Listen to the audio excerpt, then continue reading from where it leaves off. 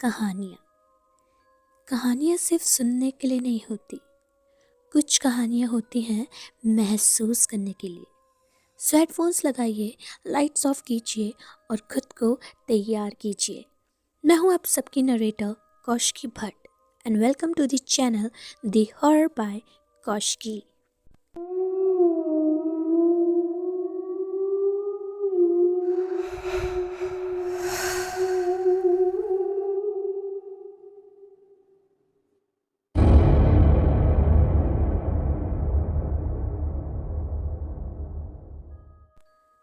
कभी कभी लाइफ में कुछ जगहें ऐसी होती हैं जो बस घर नहीं होती, वो किसी और की होती हैं।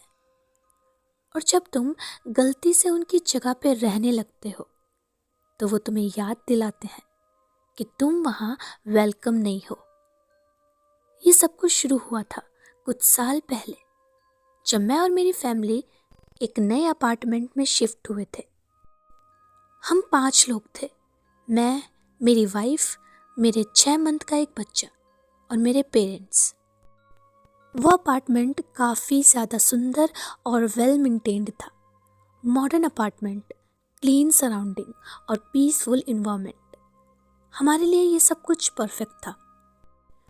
और सबसे इम्पॉर्टेंट बात तो ये थी कि वहाँ का रेंट भी रीज़नेबल था। सो हम लोग वहाँ पर शिफ्ट हो जाते हैं और कुछ 1.5 मंथ सब कुछ परफेक्ट चल रहा था। हमारा रूटीन भी एक नॉर्मल फैमिली की तरह था। लेकिन देन एक दिन रात में मैं सो रहा था कि मुझे किचन से रात के 2 बजे बर्तन गिरने की आवाज़ आती है, जैसे कि मानो कोई कंटिन्यूसली बर्तनों को ज़मीन पर गिरा रहा हो। मेरी नींद उस आवाज़ को सुनते ही खुल जाती है। मैं जब वहाँ पर चेक करने के लिए गया तो वहाँ पर कुछ भी नहीं था। इवन जो बर्तन गिरने की आवाज़ आ रही थी, ऐसा भी कुछ भी नहीं था। सारी की सारी चीज़ें अपनी जगह पर थी। पहले लगा कोई कैट होगी या फिर हवा होगी, बस इसीलिए मैं अपने रूम पे चला जाता हूँ और मैंने उन चीज़ों को इग्नोर कर दिया। लेकिन दिन धीरे धीरे ये आवाज़ें हर रोज़ आने लगी 2 या 3 बजे के बीच में। और कभी कभी तो ऐसा लगता जैसे कि मानो कोई जानबूझकर ये सब हरकतें बार बार कर रहा है। वो चाहता है कि उसको हम लोग नोटिस करें। और फिर आवाज़ों के बाद हमें उस घर में किसी की प्रेजेंस फील होना भी शुरू हो चुका था। क्योंकि एक दिन मैं लिविंग रूम में अकेला बैठा हुआ था और मुझे एक बहुत ही ज़्यादा स्ट्रॉन्ग फील आती है कि मेरे पीछे कोई तो है। मुझे एक बारी को लगा शायद मेरी वाइफ होगी। मैंने उसे बोला कि मुझे 1 कप कॉफ़ी बना कर दे दो, लेकिन मुझे कोई भी रिस्पॉन्स नहीं मिलता है। लेकिन अभी भी मैं उस प्रेजेंस को साफ साफ महसूस कर सकता था। लेकिन देन मैं जैसे ही मुड़ता हूँ, मुझे अपने पीछे कोई भी नज़र नहीं आता। इस चीज़ को एक्सपीरियंस करने के बाद मेरी पूरी बॉडी में रोंगटे खड़े हो चुके थे और उस दिन पूरी रात मैं ढंग से सो नहीं पाया।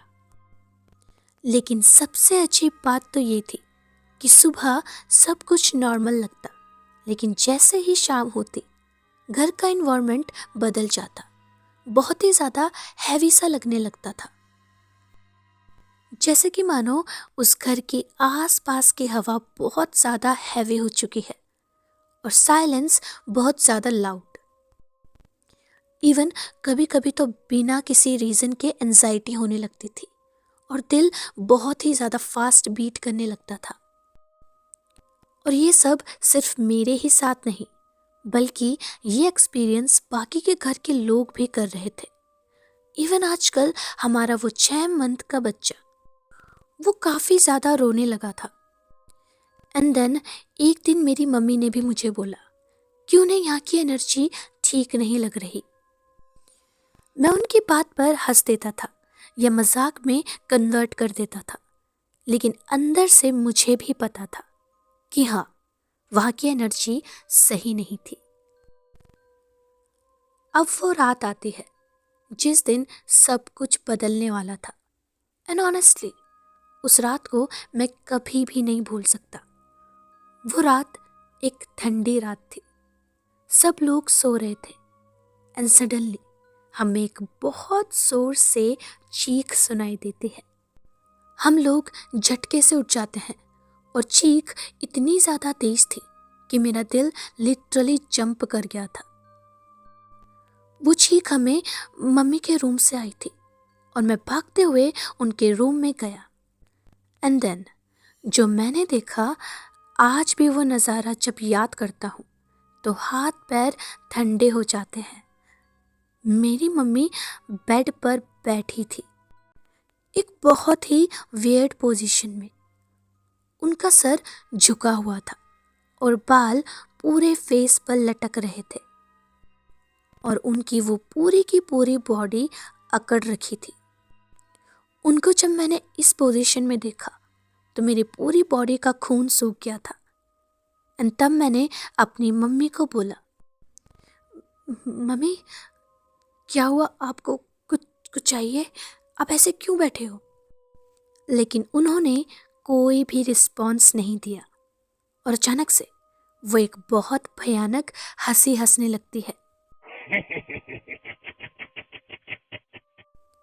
इतने में मेरी वाइफ भी वहां पर आ चुकी थी और मम्मी की वैसी हालत देखकर वो भी काफी ज्यादा घबरा चुकी थी और हमारा वो 6 महीने का बच्चा अब और भी जोर जोर से रोने लगा था।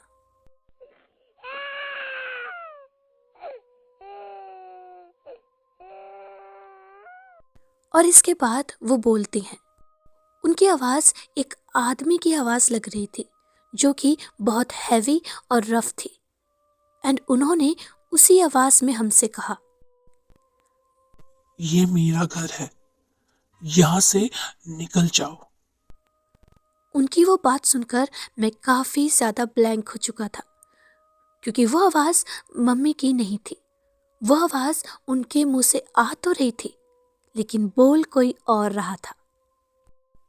और वो पूरी की पूरी रात हम लोग कुछ भी नहीं कर पाए क्योंकि कभी वो चिल्लाती, कभी हंसने लगती और कभी बिल्कुल चुप हो जाती और सिर्फ हमें घूरती। हमें उनको ना चाहते हुए भी एक चेयर पर बांधना पड़ा और हम सिर्फ और सिर्फ सुबह का इंतजार करने लगे। और जैसे ही सुबह होती है, धीरे धीरे मेरी मम्मी भी नॉर्मल होने लगी थी और वो खुद की हालत देखकर हैरान थी। पिछली रात किया हुआ था उन्हें कुछ भी याद नहीं था। वो हमसे पूछ रही थी कि हमने उनको इस तरह से बांध क्यों रखा था।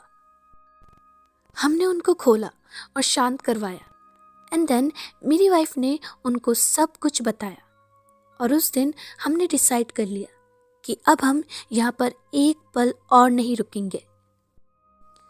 लेकिन प्रॉब्लम ये थी कि हम जस्ट अभी शिफ्ट हुए थे और दोबारा से शिफ्ट होना कोई आसान काम नहीं था। नया घर, पैकिंग, अरेंजमेंट, हमें इन सब चीज़ों में 2 दिन लग गए थे और वो 2 दिन मेरी लाइफ के मानो सबसे बड़े दिन थे। रात को सेम आवाज़ें, सेम वार्निंग्स और अब मेरी मम्मी की हालत भी और ज़्यादा खराब होती जा रही थी। इवन डॉक्टर्स भी नहीं समझ पा रहे थे कि उनको क्या प्रॉब्लम है, लेकिन उनको जो प्रॉब्लम थी वो शायद हम जानते थे। एंड देन फाइनली 2 दिन बाद हम घर शिफ्ट कर लेते हैं। नया घर, नई जगह, और उसके बाद हम लोग सबसे पहले मंदिर जाते हैं। और मंदिर जाने के बाद हमने एक पूजा रखी ताकि थोड़ी पॉजिटिविटी आ सके। और उसके बाद मेरी मम्मी भी काफ़ी अच्छे से रिकवर होने लगी थी और एक बार फिर से लाइफ नॉर्मल हो चुकी थी। लेकिन फिर एक दिन मुझे पुरानी बिल्डिंग के कुछ पुराने लोग मिले और मेरी जब उनसे बात हुई तब मुझे सच का पता चला। उस फ्लैट में पहले भी बहुत फैमिलीज रह चुकी थी लेकिन कोई भी 2 महीने से ज़्यादा नहीं टिका। सब बिना किसी रीज़न के छोड़ देते थे, लेकिन किसी ने कभी ऑफिशियली कुछ भी बताया नहीं। वो लोग चुपचाप निकल गए, लेकिन फिर उनमें से एक ने मुझे बताया कि वहाँ उस फ्लैट में एक हस्बैंड वाइफ रहा करते थे जिनकी डेथ हो चुकी थी, और तब से वो फ्लैट उनका है और उनको पसंद नहीं कि कोई भी उनकी प्राइवेसी को ब्रेक करे। कभी कभी कुछ घर खाली दिखते हैं लेकिन खाली होते नहीं। कुछ घरों में पहले से ही कोई रह रहा होता है, फिर वो विजिबल हो या नहीं हो, और जब तुम अंदर आते हो तो वो बस एक ही चीज़ चाहते हैं कि तुम बाहर चले जाओ। अगर आप कभी भी किसी नए फ्लैट या घर में शिफ्ट होते हैं या शिफ्ट होने का सोच रहे हैं, तो प्लीज़ एक बार उस घर की हिस्ट्री को ज़रूर जान लें। इस बात को जान लें कि उस घर में आपसे पहले कौन रहता था, और कहीं आप जाने अनजाने में किसी और की प्राइवेसी को ब्रेक ना कर लें। So guys, this was the story. Hope you like it. ऐसी और स्टोरीज के लिए इस चैनल को सब्सक्राइब करिए, लाइक करिए एंड शेयर ज़रूर करना। मिलते हैं नेक्स्ट स्टोरी के साथ। तब तक के लिए keep listening the horror by Kaushiki.